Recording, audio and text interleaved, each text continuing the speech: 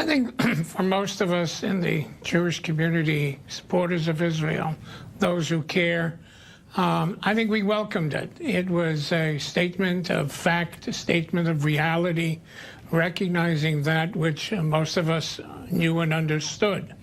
From that perspective, it was a welcome move. I mean, you say most of us in the Jewish community support the move, but notably the Reform movement did come out saying, while we agree the embassy should move to Jerusalem, we can't support the president's decision. Did they make a mistake?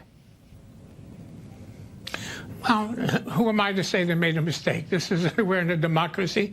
I think there are other issues playing from the Reform movement, some political issues. So they're entitled to their opinion. I don't think the president made a mistake.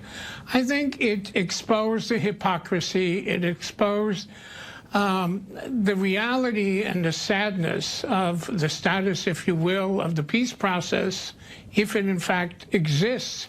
But sir, do you think it was a mistake for the Reform movement, which says that it supports moving the embassy to Jerusalem, saying that it doesn't support it when the president does so? Do you think that they should, if they believe that the embassy should be moved, join a united front of the Jewish community?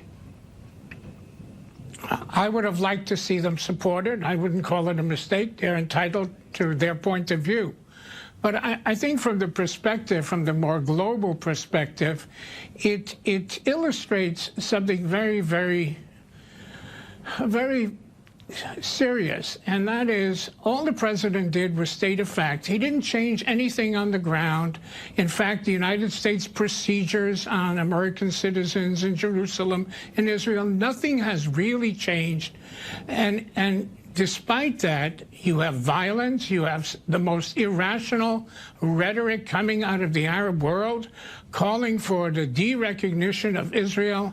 And in a way, I think the president's position and action exposed how far away we are from peace.